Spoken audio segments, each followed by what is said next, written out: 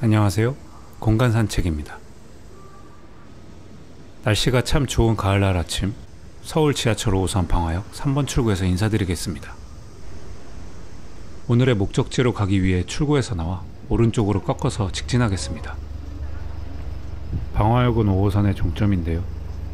방화역에서 두 정거장 전에 김포공항역이 있어 공항으로 가시는 분들이 지하철에 많으시던데 괜히 저까지 설레는 기분이었습니다. 집 떠나면 고생이지만 공항 갈 때까지는 세상 제일 행복하잖아요. 사거리가 나오면 오른쪽으로 꺾어 직진하겠습니다. 오늘 산책할 곳은 다가올 추석을 맞이하여 종합 선물 세트로 준비해봤는데요. 힘들지 않은 숲 산책 코스로 초보자도 무리 없이 걷기 좋고 멋진 전망 감상은 물론 요즘 많이들 찾으시는 황토길 그리고 메타세카이어 숲길까지 이 모든 게 한 군데에 다 있을 수 있는 거냐고요? 궁금하시다면 영상 끝까지 시청 부탁드리겠습니다. 길 맞은편에 방원중학교가 보이면 횡단보도를 건너 방원중학교 쪽으로 가겠습니다. 길을 따라 걷다가 길의 끝까지 가서 오른쪽으로 꺾겠습니다. 이제 슬슬 오늘 산책할 장소의 입구가 보이네요. 이곳은 강서 둘레길 1코스인 개화산 둘레길입니다. 공원 내 금지사항 확인해 주시고요. 반려동물은 목줄 착용 시 동행 가능합니다. 왼쪽에 계단길을 따라 올라가겠습니다. 초반부터 계단이 나와 놀라셨을 테지만 개화산 둘레길의 계단 코스는 초반에만 집중되어 있고 일부 구간을 제외하면 평지로 편하게 걸을 수 있으니 힘들지 않게 산책할 수 있습니다. 저도 계단보다는 평지가 좋습니다. 보세요. 벌써 계단이 끝나갑니다. 편집으로 다 잘라낸 거 아니냐고요? 그건 맞긴 하지만 아무튼 짧은 코스니 천천히 올라오실 수 있습니다. 표지판이 보이면 오른쪽 하늘길 전망대 방향으로 가겠습니다. 조금 걷다 보면 누구신지는 모르겠지만 묘지가 있습니다. 풍수지리에 대해선 잘 모르지만 햇빛이 저렇게 잘 드는 것 보면 엄청난 명당 자리임에는 틀림없는 것 같네요. 산책길을 걷다가 귀여운 청설모를 만났습니다. 어딜 가는 걸까요? 저 때문에 놀라지 않도록 지나갈 때까지 기다려줘야겠습니다. 청설모를 보내주고 다시 걷다 보니 표지판이 나왔네요. 하늘길 전망대 방향으로 계속 직진하겠습니다. 여기서도 하늘길 전망대 방향으로 가면 되는데 맞은편에 또 표지판이 있네요. 이 정도면 거의 티맵 수준입니다. 개화산 둘레길은 이렇게 곳곳에 표지판이 잘 되어 있어 목적지까지 편하게 산책하기 참 좋았습니다. 표지판에서 조금 더 걸어가니 드디어 하늘길 전망대가 나왔습니다. 개화산에서 보는 서울의 전망은 이전에 보았던 전망과 다르게 전경이 확 트여 있네요. 김포공항이 보이고 넓은 농가 뒤로 보이는 빼곡한 아파트들 그리고 계양산까지 서울에서 흔하지 않은 전망이라 와볼 만한 가치가 있지 않나 싶습니다. 전망을 실컷 구경했으니 다시 길을 걷겠습니다. 데크길을 걷다 보면 이렇게 중간중간 귀여운 표지판도 있습니다. 갈림길에서는 직진하면 되는데요. 하늘길 전망대 다음의 목적지는 신선바위입니다. 신선바위 방향으로 직진해서 가겠습니다. 숲길을 따라 걷다 보면 데크 계단이 나오는데 계단 위쪽으로 끝까지 올라가면 벤치와 테이블이 있는 쉼터가 있으니 휴식이 필요하신 분들은 머물다 가시면 좋겠습니다. 최근 산책을 나가면 날이 흐려서 저의 멋진 카메라 무빙이 담긴 풍경 영상을 보여드리지 못해 아쉬웠는데 오늘은 예쁜 풍경을 담을 수 있겠네요. 풍경 영상 21,119번 찍어야지. 갈림길에서는 신선바위 방향으로 갑니다. 숲에는 요즘 자주 볼 수 있는 맹문동도 한가득 피어있네요. 예전에는 꽃에 관심이 없어서 별 생각이 없었는데 요즘 산책길에서 맹문동을 하도 자주 보다 보니 이제 산책하다 맹문동이 없으면 서운한 마음이 들 지경이에요. 신선바위로 가는 길엔 계단이 조금 있지만 많지는 않으니 걱정 마세요. 보이는 저 계단이 전부입니다. 계단을 다 올라가니 신선바위가 나오네요. 신선바위는 개화산 산신이 내려오는 바위길이라고 합니다. 신선바위는 난간에서 보이는 바위가 아니라 지금 밟고 있는 바위가 신선바위이기 때문에 신선바위를 보려면 반대편으로 가서 보시거나 그냥 발밑을 지그시 내려다보시면 됩니다. 신선바위 위에서 신선처럼 잠깐 앉아있다가 다시 길을 가겠습니다. 데크길을 조금 더 올라가니 또 신선바위가 있네요. 이쪽 신선바위는 조금 작은 걸 보니 날씬한 산신이 내려왔던 길인가 봅니다. 길을 조금 더 걷다가 이쯤이면 되겠지 싶을 때 뒤를 돌아보면 신선바위의 모습을 볼 수 있는데요. 아까 보았던 사진과 똑같은 모습을 볼 수 있으니 이 지점 기억해주세요. 다시 길을 따라 걷겠습니다. 데크길 중간중간에는 숲속 쉼터도 있으니 울창한 나무 숲속에서 잠깐 앉아있기에 좋을 것 같네요. 이번 갈림길에서는 봉화정 방향으로 갑니다. 지금까지 영상을 보시면 아시겠지만 개화산 둘레길은 중간에 지하철역으로 가는 길을 제외하고 대부분 직진 코스라서 길을 찾는 것은 쉽습니다. 그리고 표지판이 거의 티맵 수준이라는 사실. 봉화정으로 가는 길에 아라뱃길 전망대가 있네요. 아라뱃길은 한강과 인천 앞바다를 이어주는 운하인데 물류센터 뒤로 보이는 물길이 아라뱃길입니다. 다시 길을 떠나겠습니다. 계단을 내려오면 제가 개화산 둘레길에서 가장 좋아하는 공간이 나오는데요. 나무 사이 그늘진 곳에 벤치와 테이블이 있고 깊숙한 곳에 물길이 있어서 벤치에 앉아 맑은 물소리를 들으면 다른 세상에 온 기분이 들거든요. 가만히 멍 때리면서 힐링하기 너무 좋습니다. 하지만 오늘은 종합선물 세트이니만큼 아직 갈 길이 멀기에 아쉬운 마음을 뒤로한 채 다시 길을 떠나겠습니다. 여러분들은 개화산 둘레길에 오신다면 여기서 꼭 한번 쉬고 가세요. 갈림길에서는 직진해서 계단으로 올라가겠습니다.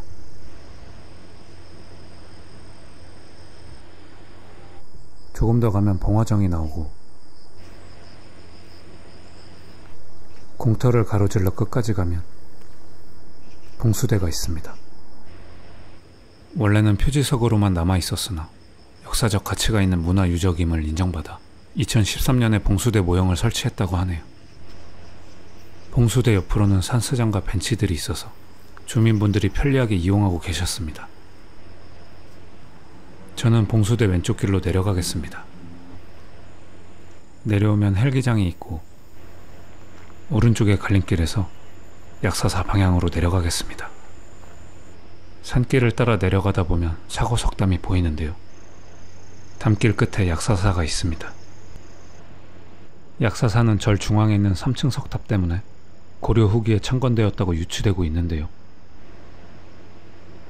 기본의 양식만 갖춘 석탑의 모습이 불교 미술이 쇠퇴해가던 고려 후기의 특징을 잘 보여주고 있기 때문입니다. 현재까지도 석탑이 온전하게 남아있어 덕분에 약사사의 역사를 알 수 있게 되었으니 소중한 석탑이네요. 약사사의 소박하고 평온한 분위기도 너무 좋았습니다. 약사사를 나와 조금만 걸으면 오른쪽에 작은 인공폭포가 나오는데요. 아직 한낮엔 더운 날씨라 그런지 작은 폭포였지만 보기만 해도 온몸이 시원해지는 기분이었습니다. 다시 길을 따라 걷다 보면 왼쪽으로 오솔길이 나 있는데요. 그 길로 들어가겠습니다. 길 중간에 또 돌탑이 있습니다. 매 영상에서 빠지지 않는 소원 타임. 오늘의 소원은 구독자 여러분들의 건강과 행복. 누가 보면 소원 돌탑만 찾아다니는 사람인 줄 알겠어요. 그래도 소원 영상이 빠지면 이제 다들 서운하시죠? 길을 따라 더 걷다 보면 산스장과 정자가 있는 쉼터가 나오는데요. 산스장 옆에 표지판에서 방화근린공원 방향으로 내려가겠습니다. 내려가는 길이 끝나면 출구가 보이고 여기까지가 오늘의 첫 번째 산책 코스였던 강서둘레길 1코스인 개화산 둘레길입니다. 출구 왼쪽에 도로 건너편에 보이는 입구로 들어가면 강서둘레길 2코스로 이어지는데요. 이곳이 제가 두 번째로 갈 목적지입니다. 같은 둘레길이니 1코스와 비슷하다고 생각하실 수 있지만 이 코스에는 아주 특별한 지점이 두 군데 있는데요. 그중 첫 번째는 황토길입니다. 맨발 걷기는 불면증에 좋다고 하는데 마침 요즘 잠을 잘 못 자고 있어 황토길을 조금 걷기로 했습니다. 강서 둘레길은 동네 뒷산 느낌이라 평일인데도 동네 주민분들이 많으시네요. 저는 보통 생각과 걱정을 하느라 잠을 못 자는 경우가 많은데 경험상 자기 전에 갑자기 어떤 생각에 빠지면 해결책을 얻지도 못하면서 결국 잠만 못 자게 되는 경우가 많더라고요. 사람의 걱정 중 90%는 절대 일어나지 않거나 실제 상황이 왔을 때 아주 쉽게 해결될 수 있다고 하는데 황토길을 걸으면서 걱정 안 할 생각을 해야겠습니다. 그런데 이런 걱정들을 버려야 한다는 생각도 또 쓸데없는 생각입니다. 약간 발바닥이 따끔따끔했지만 기분 좋을 정도의 아픔이라 걷기 좋았고 다양한 코스와 함께 여러가지 체험기구들도 조성되어 있어 재밌었습니다. 저는 조금 더 걷다가 입구로 돌아와 세족장에서 발을 씻었습니다. 다시 둘레길을 출발하겠습니다. 갈림길이 나오면 직진합니다. 낮은 계단들을 조금만 올라가다 보면 갈림길과 함께 표지판이 나오는데요. 강서 둘레길 2코스의 특별한 두 번째 공간인 치현정 왼쪽 방향으로 가겠습니다. 저 멀리 치현정이 보이네요. 치현정은 제가 강서 둘레길 2코스에서 가장 좋아하는 공간인데요. 그 이유는 붉은색 방화대교가 보이는 전망이 너무 멋지기 때문입니다. 한강 위로 길게 나 있는 도로와 푸른 산, 붉은 다리가 보이는 전망이 참 아름답죠. 멀리서 보면 정자의 기둥과 기와 지붕이 전망의 프레임이 되어주니 마치 액자 속 멋진 사진 같네요. 전망을 바라보며 가져온 간식으로 당 충전하고 가겠습니다. 이제 다시 길을 떠나야겠네요. 왔던 길로 돌아 나와서 왼쪽 길로 가겠습니다. 갈림길에서는 강서 둘레길 방향으로 계속 갑니다. 이쪽 길이 약간 헷갈릴 수 있는데 왠지 계속 직진해야 할 것 같지만 왼쪽 샛길로 가면 조금 더 빨리 갈 수 있습니다. 물론 직진해서 가셔도 되지만 조금 더 돌아가야 하기 때문에 저는 지름길로 가겠습니다. 시간은 금이니까요. 길을 따라 내려와서 왼쪽으로 꺾어갑니다. 갈림길에서는 직진하고요. 길을 따라 내려오니 저 멀리 도로가 보이네요. 이제 슬슬 출구가 나오려나 봅니다. 여기서 오른쪽으로 꺾어갈 건데요. 인도까지 내려오면 오늘의 산책 코스가 끝난 것 같지만 아직 오늘 산책에 하이라이트가 남아있습니다.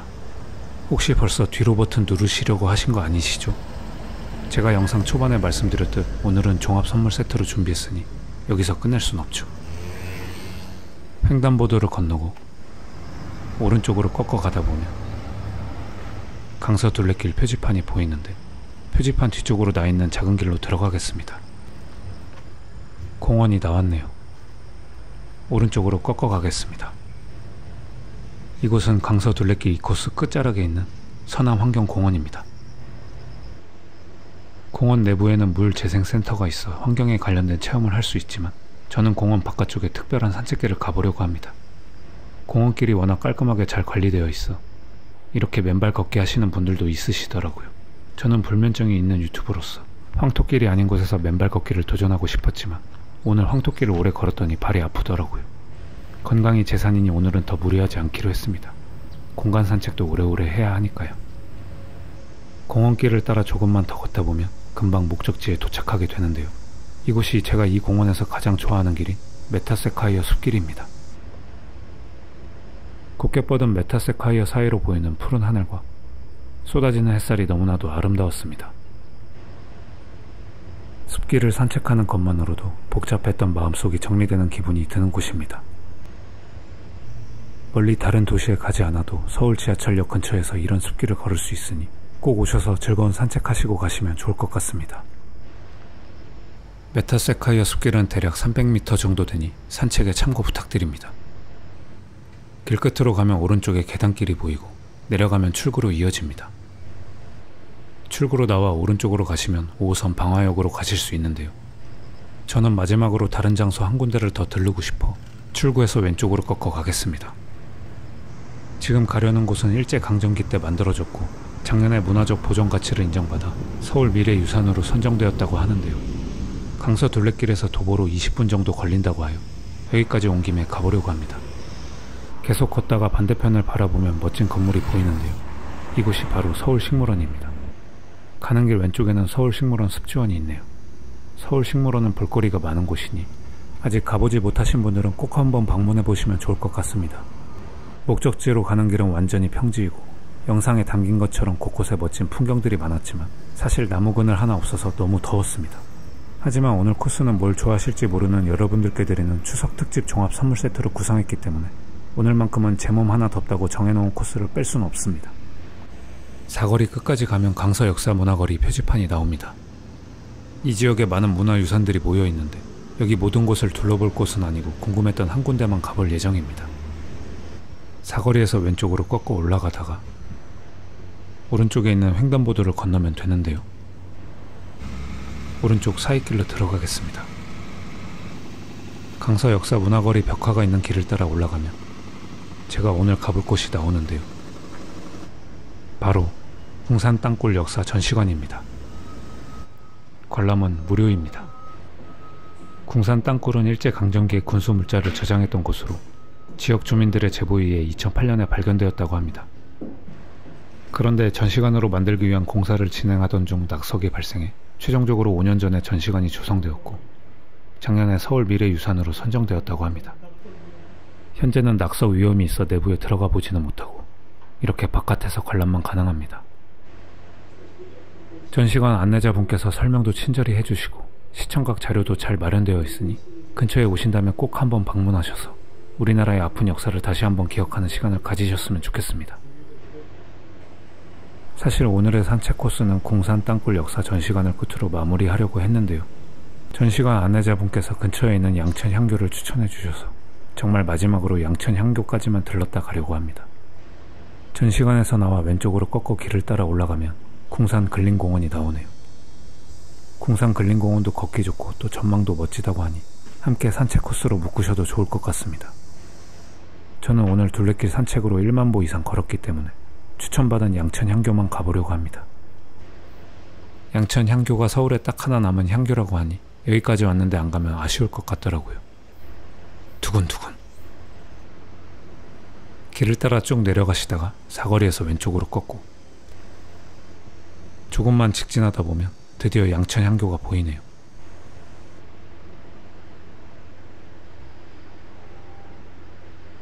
계단을 따라 올라가겠습니다. 오잉? 누군가 살고 있던 집인가요? 아니면 공사 중인가? 안내 팻말이 없었는데 무언가 심상치 않은 어수선함이 느껴져서 일단 계단을 올라왔습니다. 향교의 중심에 있는 명륜당인데 내부를 구경할 수는 없습니다. 명륜당 뒤쪽으로 길이 나 있어 가보려고요. 공사하시는 분들이 내려오시는 걸로 봐서 전체적으로 보수 공사 중인 것 같기도 하네요.